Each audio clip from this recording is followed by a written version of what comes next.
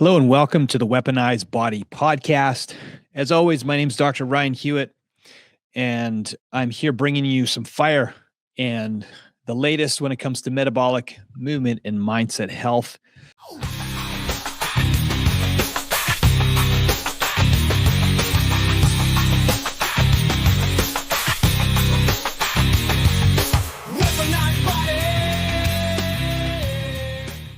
And today I'm going to talk about a metabolic episode, one that's come up recently because I have been reviewing a lot of labs from people that bring them from their GPs and other places that they've had lab work done with markers on there that have been skipped, ignored, and just completely written off as fine because they are in normal lab ranges. So what I'm going to do today is I'm going to talk about my favorite 12 lab results that are actually red flags that come back as normal. And honestly, this frustrates a lot of people. And a lot of people still get this report back from, whether it's their doctor or whether it's, even a health provider, and they feel like shit. And they get the lab results and they get the report back that they are normal, that they're fine. Everything's fine. But you still feel off. You have low energy, brain fog, poor recovery. Your hormones feel off. Your body comp won't change. So here's the reality. Most reference ranges, if you didn't know this already, are built from statistical averages. So not for optimal performance or optimal health. So normal means common. And I remind people of this constantly, that normal is not common and common is not normal. You might see something often and think it's normal, but this is not the truth. We just see so many dysfunctional, sick people. It's such a commonality that we think it's normal. So what I'm going to do today is break down 12 lab markers that are often labeled normal, but can actually be early warning signs when you look at these biomarkers deeper.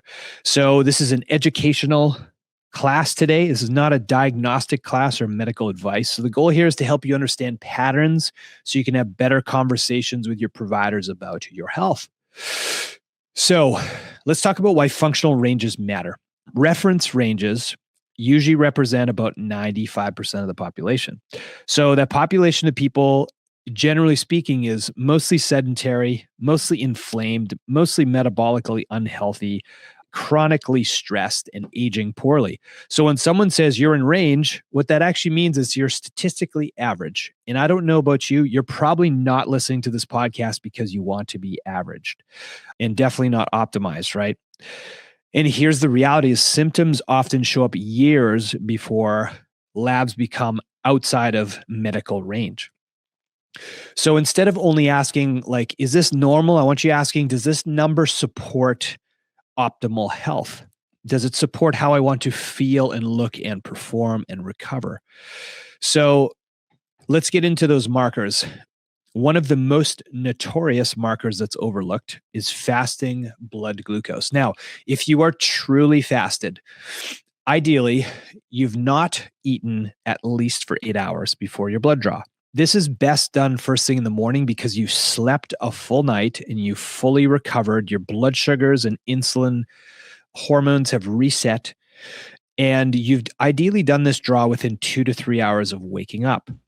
Now, if you did not consume any food, you didn't work out, you didn't do anything strenuous, you had a good night's sleep, and you get a fasting blood sugar, and you get your blood done, and you get a fasting blood sugar that looks approaching something that's like 100 milligrams per deciliter, it's not normal, okay? If your fasting blood sugar is 99, it's going to show up normal, okay?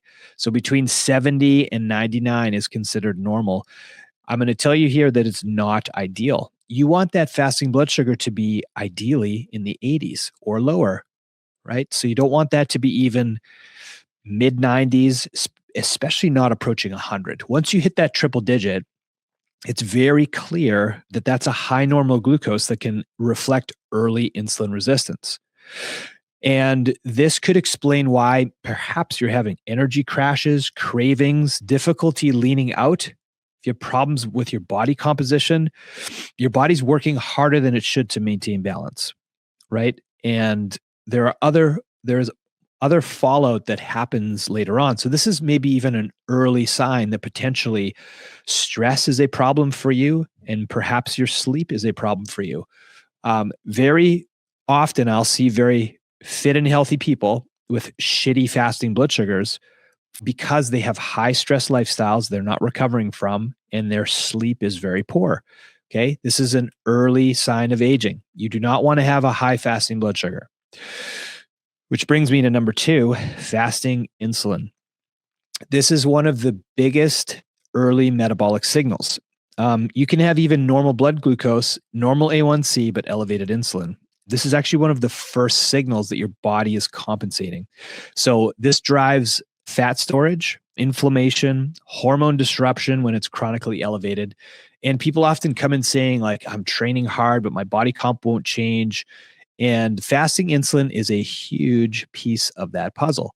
So if you push came to shove and you ask me, well, what is a normal or an ideal, not a normal, but an ideal fasting blood sugar? What I would tell you is you ideally want to be below 5. Okay. And we're talking about a 5 micro units per ml.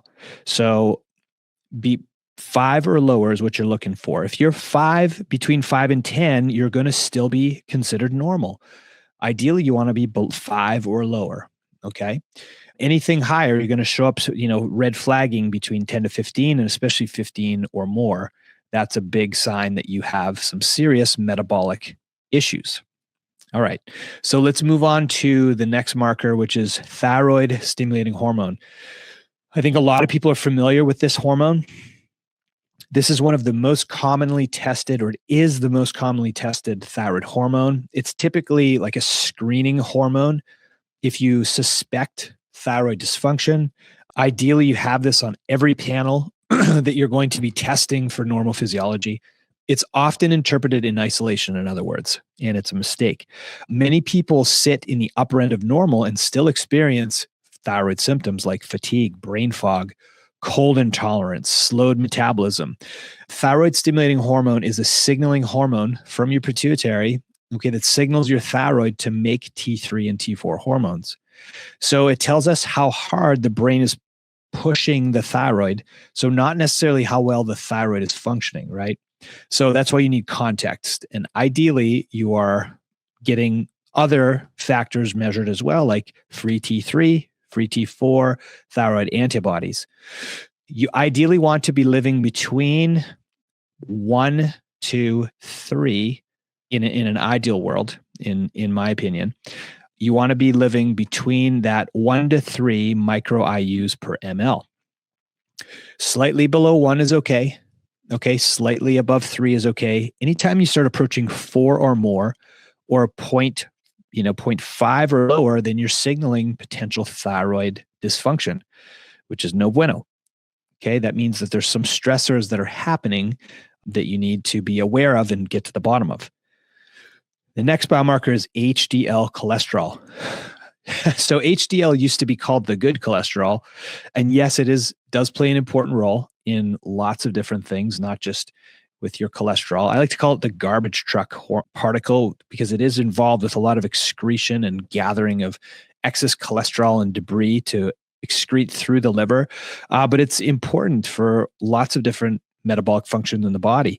And here was the mistake that I think a lot of endocrinologists, a lot of practitioners made, was that like they would celebrate these extremely high HDLs, which weren't automatically just productive HDL particles when they were really high. So that was a problem, especially with women, perimenopausal women. Their HDLs would skyrocket, and they found out that a lot of these really high HDL cases, they were just showing a lot of dysfunctional HDL particles in the high ranges. So we're talking like above 80 milligrams per deciliter. Conversely, you do not want to be on the opposite end of a really low HDL either. So for men, we're talking about like below 50, below 45 especially. And for women, below 60, 55 especially. If you're below these numbers, what it can signal is that you're trending towards potentially insulin sensitivity, inflammation, lifestyle stressors. It really tracks with aerobic fitness as well. The more aerobically fit you become, I generally see more robust HDL production, as well as like healthy fat consumption. So when HDL trends start looking low, we start to ask questions about these things. The next one is triglycerides. So one of my favorite. High normal levels can suggest poor metabolic flexibility or excessive carbohydrate handling issues or body composition issues too, right? People with elevated triglycerides often report like fatigue after meals, stubborn abdominal fat, inconsistent energy. And here's my rule is that if you are anywhere above 100 milligrams per deciliter, that's likely the start of some dysfunctional physiology. And the ranges, by the way, like you could be normal at 149, upwards of 150. They're going to say, oh, no big deal. You're normal. I don't like to see anything above 100. Okay. The lower, the better. Generally, you want to see here's a really good number to shoot for is a 1-to-1 ratio with your HDLs. So if your HDLs are 50, 60, 70, your triglycerides should look pretty similar, ideally. So it's one of my favorite early metabolic markers. If you just show me your triglycerides and your HDLs, we can tell a lot about you. Okay, ready? Total testosterone. We talk a lot about this hormone on this podcast. If you've been listening to me, you probably are pretty educated when it comes to testosterone, but testosterone ranges are notoriously very wide for men and women, and men can be labeled normal even below like 300 nanograms per deciliter, which is pathetic. I've never seen a guy who had like normal test, like feeling good, looking, feeling, and performing amazing below 300 nanograms per deciliter. There's no way you have very good free testosterone levels when your hormone levels are that low. What happens is you end up with things that are insidious and creeping in slowly that sometimes you don't even notice, like low motivation. Your strength starts to decrease, your recovery starts to lower, but especially your mood changes, your confidence lowers. It's harder to get out of bed. So hormones aren't just about being in a range, right? It's about matching symptoms and lifestyle. But listen, if you're considered normal at 300, I've got a bone to pick with that. We do want to make sure we get comprehensive hormones along with that total testosterone number. So like free testosterone, you can calculate your free testosterone by knowing your sex hormone binding globulin and your albumin numbers. That gets you a free T number, which is really your usable hormone. You want to see what the ratio of your estrogen to total testosterone is and the brain signals too, LH and FSH. All of these things really matter. You need all these hormones to really read the room, read what's going on here. So testosterone is notorious for having a ridiculous range, right? 250 to like 700. Like ideally, let's just generalize here, right? I want to see guys over 500 at least, between 500 to 1,000. That would be fantastic. Generally, most guys are looking, feeling, performing fantastic when they're above those range, in that range. DHEA is a very poorly understood and overlooked hormone. So a low normal DHEA may reflect chronic stress and reduced adrenal resilience. I see this a lot in highly stressed type A people. They feel burned out, wired and tired, flat or unable to handle stress like they used to. This is not just a hormone, it's a resilience marker. And DHEA is what it is. It's an upstream hormone that does turn into testosterone, eventually estrogen. And so it is a derivative that is important. And if you're signaling low DHEA, there's a lot of problems that are usually, because of that fallout. And listen, the DHEA ranges are pretty ridiculous too.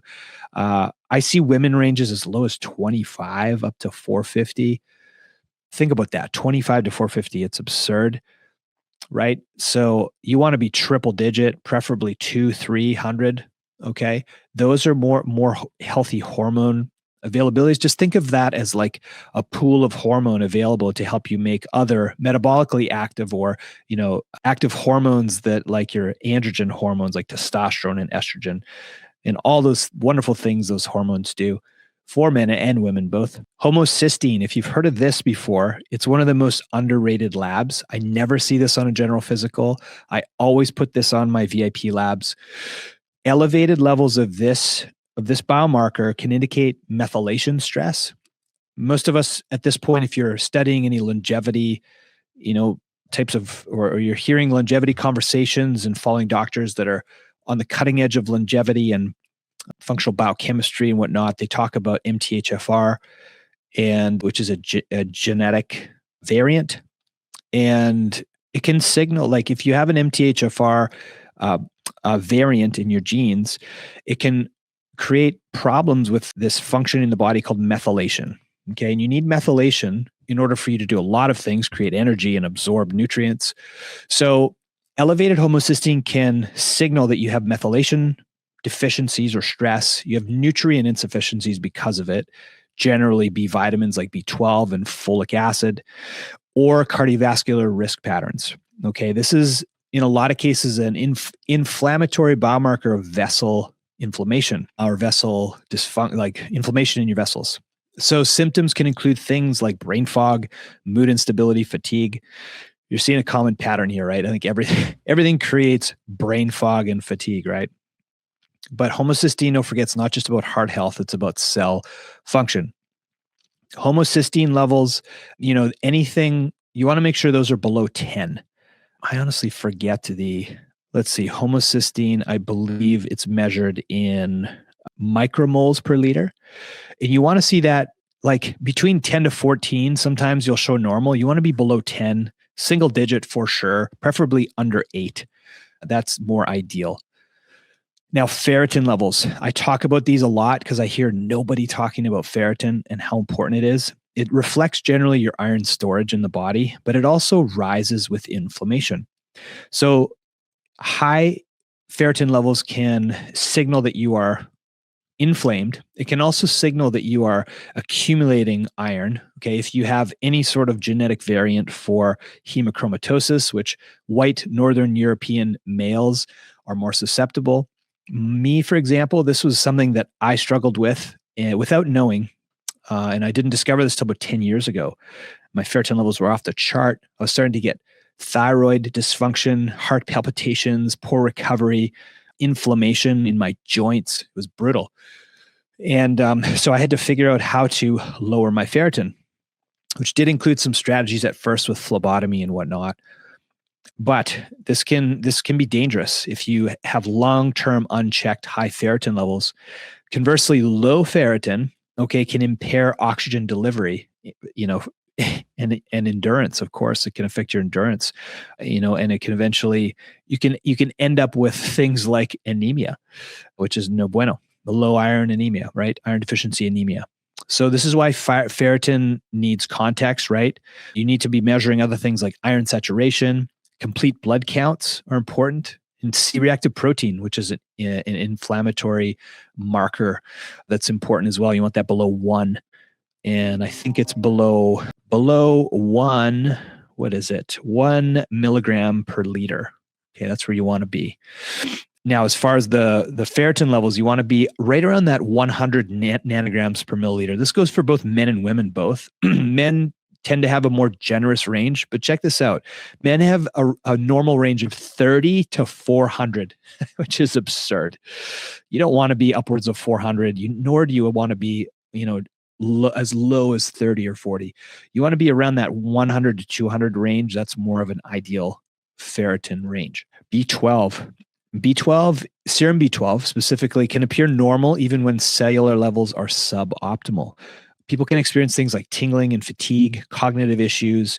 So labs measure generally what's circulating, not always what's active in the cells. So it is it does have somewhat of a limited value measuring serum B12, but you want to be, in my books, over 1,000 picograms per ml.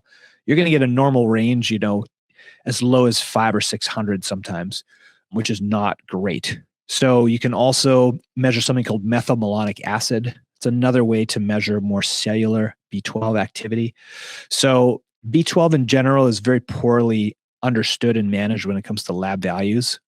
You definitely want to be upwards of 1,000. Once again, if you're doing serum B12, upwards of 1,000 picograms per ml. One of the last ones I'll mention here, I think it is the last one, number 12. And I did a whole podcast on this hormone specifically called IGF-1, which stands for insulin-like growth factor, which you will never see in a general physical, but it reflects growth hormone signaling, which is very important for recovery and anti-aging and for muscle building and for leaning out, all that good stuff. So low normal IGF-1 will correlate with poor recovery, always, reduced muscle repair, disrupted sleep, and inability to burn fat, especially belly fat. Of course, context matters again, like what your age, especially. It will decline over time. Same with testosterone. With those numbers do decline slowly over time. But you know what influences this marker the most? Go figure. Proper sleep, strength training, and eating adequate protein amounts. So you will have a low normal if you're not doing those things routinely and regularly. And IGF-1 ranges can be pretty ridiculous for people. In a lot of cases, we're getting normal values between 100 to 250. And for, let's say, middle-aged men and women, you want to be over 150. I mean, you definitely do. I see people sometimes double-digit IGF-1s, hovering around that 100 mark, that's considered normal, which is definitely not normal, right? Let's see. Yeah, IGF-1 here. And that's measured, I believe, in nanograms per milliliter, right? Yeah, look at this reference interval. Normal for women between 60 to 207, which is pretty absurd. So you'll be like, oh yeah, it's 65. That's normal. And no, that's definitely not ideal, let's call it. Not optimal, not ideal, right? You want to be, in my books, over 150 nanograms per ml. Again, age dependent. The younger you are, the higher you want that to be. The older or the more aged you are, more towards that 150 is more reasonable. Again, really depends on your age. So those are my favorite 12 I like to pick on, that people are coming to me with like low normal or high normal values that aren't getting any attention. And, again, just keep in mind that if you're getting traditional medical labs, they're there to detect disease. They're not there to help you function, perform, and feel, optimally, right? They're not geared towards optimizing performance. And you can feel off long before anything becomes normal. Just keep that in mind. You can feel off when your labs are considered in normal range, right? So what matters is, you guys, number one, get routine regular labs. Those trends, they very much matter over time. You always want to make sure you're correlating symptoms with what's going on with the lab values, and make sure that you're always leading with lifestyle questions. Okay. The 5 levers. Are you putting in the work when it comes to routine, regular, and restful sleep? Are you strength training, right? And doing some endurance work? Are you doing routine and regular resistance and aerobic training? Are you eating a protein-based whole food diet with enough protein, right? Over 100 grams at least per day. I don't care who you are. And are you managing your stress? Okay. Are you, giving yourself margin? Are you building in times that you're getting rest and recovery and time for leisure and vacation and whatnot? And lastly, you're drinking enough water. I mean, literally the simplest low-hanging fruit. Are you drinking enough water? Half your body weight in ounces. I mean, you can't go wrong with that, at least. So making sure that you're leaning in with lifestyle before you start reaching, don't step over dollars to pick up dimes. Okay, before you're reaching for that, peptide or that supplement. A lot of people love supplements. Or before you start spending all kinds of money on specialists and all these people, like, do the work. Do the work first. Measure your labs. Okay, make sure you're getting a functional interpretation. Okay, that's not creating, minimization of things that are actually problematic, but also not creating, fear. So it's about catching early patterns before bigger problems develop. Okay. So if you took one thing from today, let it be this: stop chasing normal. Okay. Normal is not optimal. If you're listening to this podcast, you are somebody that wants optimal. You want health, performance, longevity, recovery, right? You want to start asking whether your numbers support how you want to look, feel, and perform, how you want to live, the energy that you foresee yourself having, right? The strength, the mental clarity, the resilience, because your labs should reflect that version of you that feels strong, not just statistically average. Okay. So hopefully this helps you think a little differently or what you may not have known about lab work in general. Okay. So again, functional ranges discussed here, those are clinical perspectives, not universally standardized. Okay. So individual interpretation varies once again by age, by sex, by the medication you take, your medical history, your lifestyle. Okay. So make sure you take this in context. And if you want more discovery, more understanding, more education, more knowledge, come get some labs done. Okay. We do a great comprehensive total evaluation of most of your general physiology with the VIP panel, especially that you're not going to get just hoping your insurance will cover it through your general physical. So anyways, I hope you guys love this podcast. I love delivering this information to you.